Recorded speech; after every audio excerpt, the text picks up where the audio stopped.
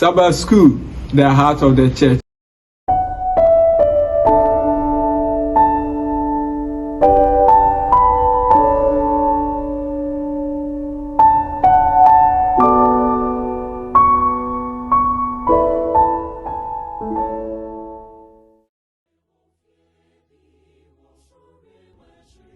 Nyamema onyame adofodom ma ye nyina ye ho akwaba eba die hard shepherds Sabbath school ma bai mu ene ye wadisua etoso du a wato ne din se Kristo ahyeyema complete in Christ ene ye wura Kolose itie ye mi na Kolose itie ye ba akono Paul ibota ye nyina ne se Kolose asafo no omunyini ewo Kristo na itie mienu a yewura mu yi Paul enyi ano ema ekwan ben ene obesifa enyini ewo Kristo eno na ene ye behwe na ansa na no ne ya maman so nsem no wato ne din se risking prison or death yenua rin a yaka no ho asem sa bia ya ene homeda sumunti wakwa akopue no se be ya obenya adwuma na wanya ne fa ahundie wo homeda ho no na saa nipa we ompenya mesom onsoso nya mesom eso mohwe aman na wo Middle East na Iran, Saudi Arabia, Iraq saa biaye ni nyina no onsoso nya mesom so pi na se oso besom nya mekra na obesoso so a untumi nhye won de wonye ewo won adwuma ho eba ne saa obetumi de wo ato afiase Turin odi kan sere se yema no homeda na onfansom onyame wama ne saa kwanya na boss ne ka kire rin se mema wa kwanya mesra wo so mboa me kakra efi se ne a woni ne adwuma no onya ade enti memene da bra ha wana wape na bra be boa me e wo madwuma yi mu na rin e ka kire the boss ne se mintumi na boss no ehunahuna no say ontumi a ono de onim de obeye the marine eyam hyehyem the boss ne ka cheze memene da so kwa asore 8 to 12 ebo wana omra dwumam no maye dwuma ne motu ene oja no koye marine memene da no anko adwuma kwa asore ohun say company no be frefre no nti odum the phone no wa sorry no obom pai. Na surprisingly boss no ntai enko dwuma mu nanso saa memne dane de enko dwuma mu ho na brantia no wa dwuma mu ho ebo ring amane say boss eba han mamenkai was say the boss was like the devil. His eyes were very red, like he wanted to eat you. He might want to send you to prison. Please don't get us in trouble too. Or say Jumara ne ba ha enya ye ko ti se obonsam onyawa anka obeche ware hwiye no afo angoto afiase mesra wo kwa wa sori na wo ye ho SD7 no mesra wo hwiye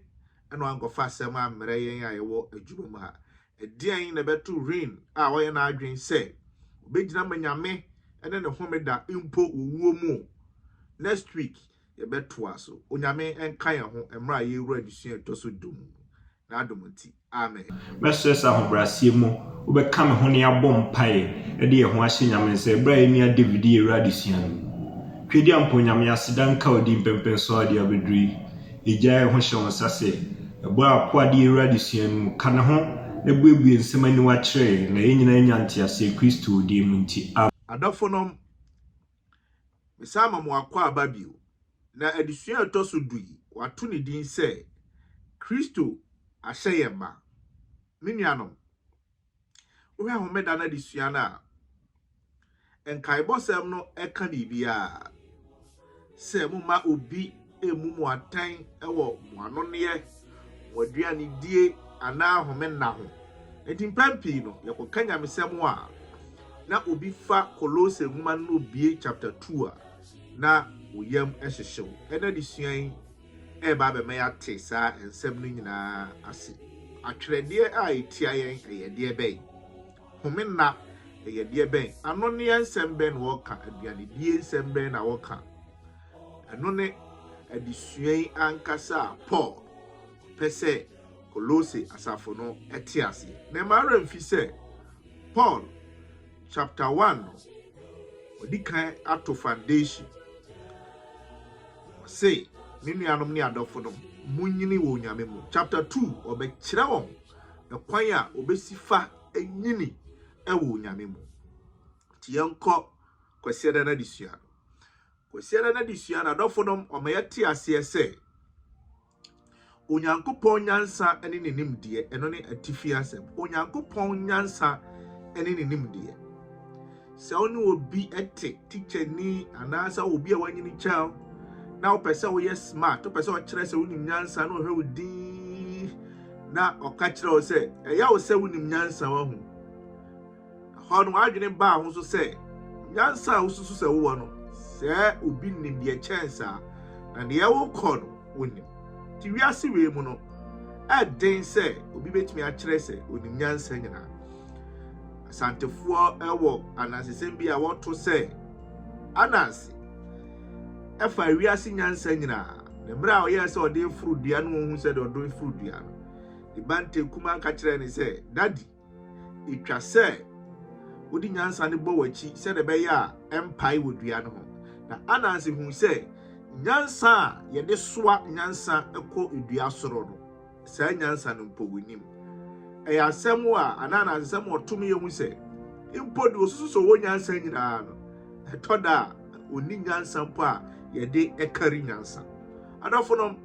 ewiase we mu nyansa no enwie peye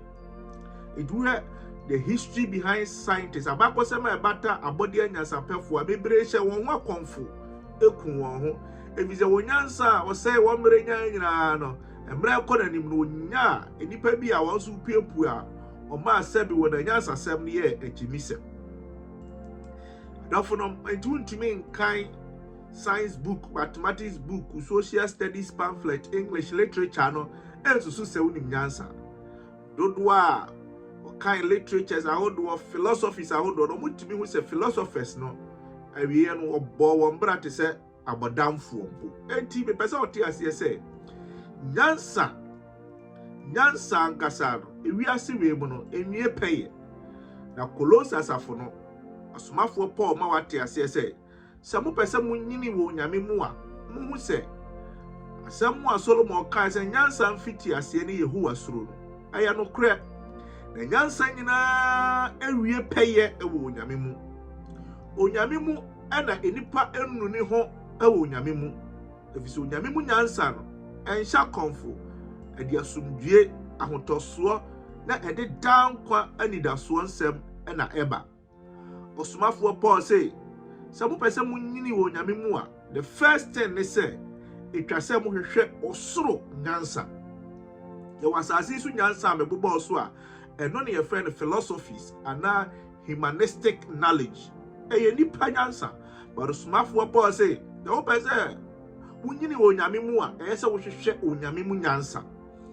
ye doso mienu osumafo Paul eka no verse chapter 2 verse 2 ne say etwase moyi ka ebom se mo pese munyini wo nyame mu a enka bomu adofo no empaipai mu amfa onyame mu nyini emma na verse 5 chapter 2 verse 5 Paul asasi so say orderliness or say your good orders that fast in Christ Paul say enhyehyeye a yesa mo hyehye wo nyame mu ehia minuanom obi a wo nyini wo nyame mu no on tutu niama mubom to Paul oye very very particular da bia okasa ohwe sa de ani se obi kra pese o ka kasa foforo bi wasafuni mu a momfa hyehye nto ho o ka na yeso obi akirem ense so obi basafuni mu be spend the time a wanyini ewo nyame mu Paul say minuanom se wo pese wonyini wo nyame mu a kwasiara no tofa bone se yese wo hwehwe onyame mu nyansa enye nyansa ya dizero keka figures ho ne ya di bu nipa fa so akwedo nim nyansa oni ma pe ho nyansa enye sa anuama ne bi e ba ne sa na wonyini onyame mu eno no yanko adwara di sua no osumafo Paul ka adwara di sua no ho asem no chapter 2 mu ne ye wo yo o say watim na wo wonyini e wo Kristo mu Ye ka so obi atim obi bi mu a baby ade befa bia onim. Enti ye o game bi a ukọ ye fe no dame. But dame no abrofo mu no omo ne kwan sononko bi a omo frɛ eno no chess. Ye were grandmasters a chese watimu a baby ade befa bia obechew. Sa na ukọ local areas baby ade befa bia obi betimi achidame obeball raw usu nim to sede a ochewa obechew adafo no osumafo pause what team awa agudie bi mu ntie ntimi mfa nyansa bia mbi team sa nso na abanyame mu a etwa se wo team onyame mu na nya ne manyina na e bobo udi wo ho hakwa we die oh mistakenly wa konom nsan ayamfo nso akonom enema bi wa ya mo wudi mata wa ese wo team onyame mu osumafo Paul asemu a wo ka no na kwan be na nipa besi fa team onyame mu wo kan chapter 2 verse 6 na as you have received Christ, so walk in him. As you abanyame mu no, etwa se ye nante wonu mu, ese ahokeka bi wo mu, ese ye hu niam bi e kire se onya stiff. Osmafo Paul editoto enua mienu ho se artificial plant. Oko office bi wa flower bi wa esi ho efe pa. Then so ye nipa na anwono. Ebesi 100 years kra na enyini da. Ani o flower bi wa ye declare gu ase ene de bi edi nsuo gusu na da bia enyini osomafo Paul say waba Kristo mu a wagye Kristo no eyese wo ye natural plant eyese wo ye edua enyini ye di nsuo gusu na enyini eyese wo ye stiff Kristo ni ye no enye se wagye mra bi na wudi so na homeda na wote asore dem na wunni we na wunye sei ene de bia wa ye stiff na wusi wo na enye dabi sa nneema ni nyina ye nanso eyese wunyini wo onyame mu wahu ojuma sem akoyie asem tu wa utimi diso wo eniema mebre wo Kristo mu nimdia osomafo Paul say etwa se ye tim ewo Kristo mu yi na eniema bi wo ho a amfa ye na se ebena na disua na megidi se no ntire nipa dodo mebre ebe pese obetie Sabbath school afri different sources ebena na disua no say what they abo asenuam many adofo mesra woni diem say subscribe to your channel we fa message no ema obi foforo e bia obi beti nsemi bi one line bi ewom e mema na sesa na adwene wo Nyankopon ho e betumi de na pue heaven dachi bi obechia wo say message na edru me nchen no ene ma me sha asese me bobra pa na me dum monti me nsu ma pue heaven ha ebi what they abo asenuam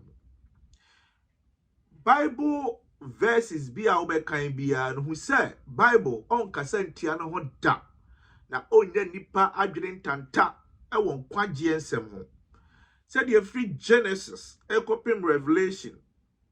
waka onyame mra ho nsem a ankasantia no ho no osomafo Paul a oye Farisini da bia o hye no ho so say me ye Farisini ye kaso bi ye Farisini a kire say oye obi a wo emra no ho nimdie akodru a point chese wa bene ewo nimdie ho Israel mu no mo abenfo amiensa omo atwerefo secretaries ena omo Farisifo ena omo Sadduceefo Farisifo no de na emra ho nimdie ento omo na omo timi master the first 5 books baby adbefa bia onim Paul o say me emra no minim ento o kamera no wasem ahu say oyo obenfo a o kamera no wasem asantini papa pani obu be no o kire be mu a emfa ne trasa se de Yesu Kristo ba asase so odi abebuo edijuma yemfa ne tra na ehu se onimdefo boy yen oni ye nimdie nyina afare ba nti ehwehwe ne nsem mo ye kone nche hwe se de osifa kasafa ansane ate ase Paul so ye emra ho nimdefo a o kasa etwase ye kobia ye na o kamera no wasem bia ye okotu mra no na yate ase Paul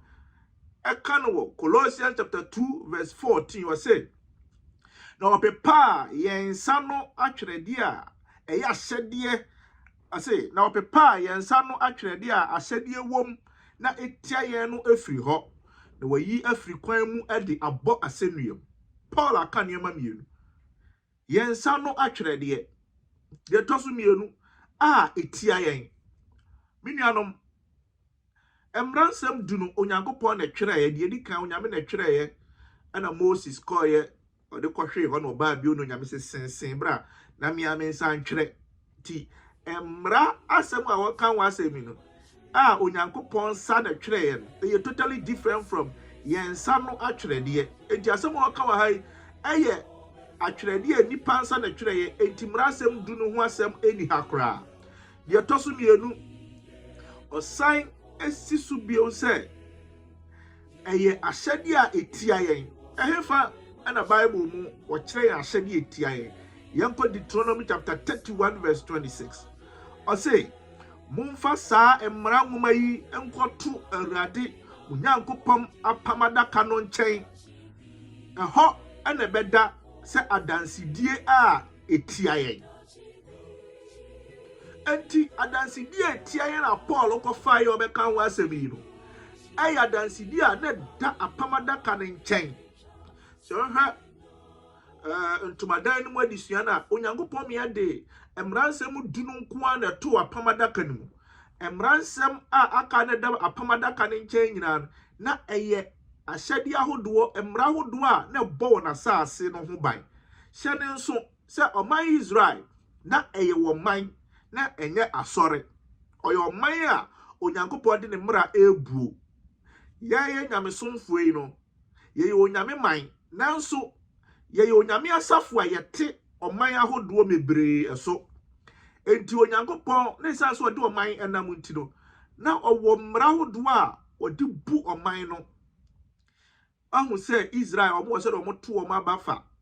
Israel e wo se de omo sifa eche wona asase fa ebia wona asase no ensuo wo so abepo wo so but ukọ ebia enkraiman mu ahoye soronko basantiman mu ahoye soronko nti oman ebuo no e different from said wubu oman foforo biye ede entino mu amra hodo bi a na Onyankopɔn edi bu oman na angasa ena omo wo emra na Onyankopɔn edi bu onipa su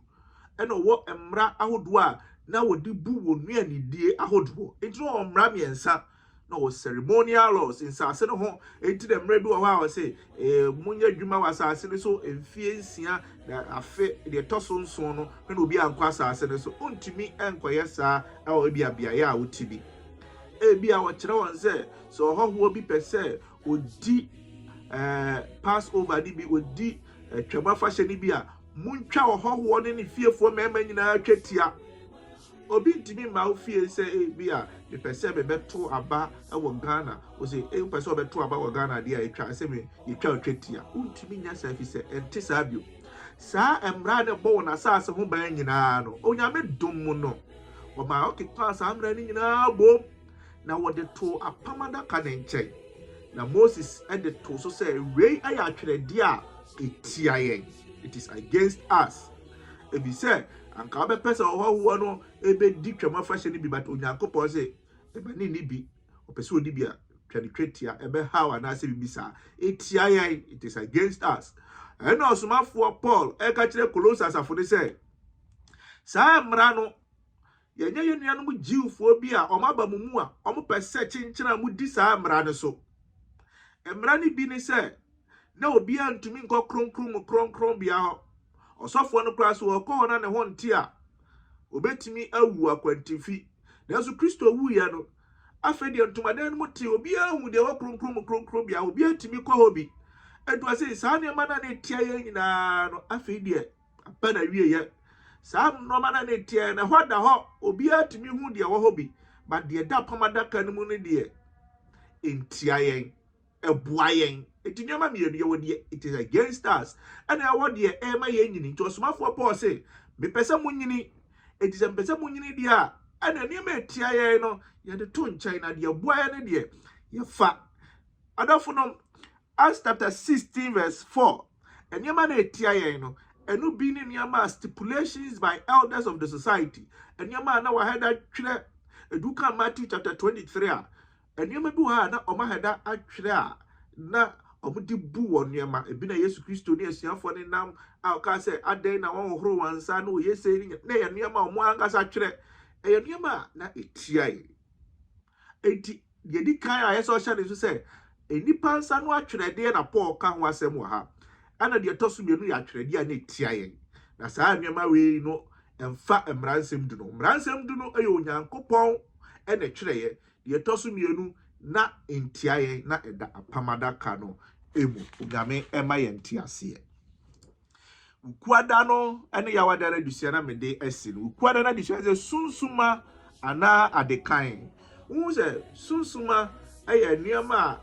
mra bi atwa myesua ye types and antitypes sunsuma eye niama da achi bi ebeba me ate ase yi na sunsuma no emu bebre ne hyase wo man Israel so ebi ni se twemafa hye ni gina homa we adiabaka ne ni gina homa we saa niama ni nyina na Kristo ba Kristo mu na nyina ebe wie peye enti ye wo sunsuma anye wo adekan bi wo ho ebi ni niama a Onyankopɔn de ma wo mo 18 trom se aware untimi nche se Yesu Kristo ba e di aware abadawie ye aware ya adekan eye enye sunsuma ya adekan 18 trom no nyame de homeda ma yen enti homeda aye adekan enye sunsuma anya semia ne so ene eba na wie ye fruit any leaves as any pedi vegetarian diet aye adekan enya semia ne so ena eba wie ye endu ze aniama yesunsuma no ena na Paul eka ho asem se sa aniama ne de na tia yen na aba na wie ye no ne wukuada na disua no na ohwe ya wada na disua na o se commandments of men enipa ahyede sa aniama o twere ya hodo a na odi epese odi bukolosa asafo no atan nyina Paul se sa aniama ni nyina no enipa ahyede na wodi wani afamu pa sa aniama no it leads to fame ehwohwo nipa otumi ebompa ye tintintin nipa o se me di homena ahodo saa nneema ni nyina no enso ni mfaso ehwohwo nipa nti farasi ni bi a one otogefo no ekoy farasi ni obi a onimra ano o kire nneema otumi ya amane ye farasi ni o se me di homena ahodo wahu wona ahodo a ono or the bompire or say me ya come chain just or number of days or they fasting it will be 3 days 4 days out of 7 days but you're fasting me we and Onyankopon say sa no man ye nipa nsa no anema de but the he onyame pa ye ahobrase se e bebre ho ase e wo onyame mo enti nipa ahyede ahodo no umaye hwe ho yie free ho so pese wunyini ewo onyame mu a wahu se wudi homeda so a emfa mu afoforo aten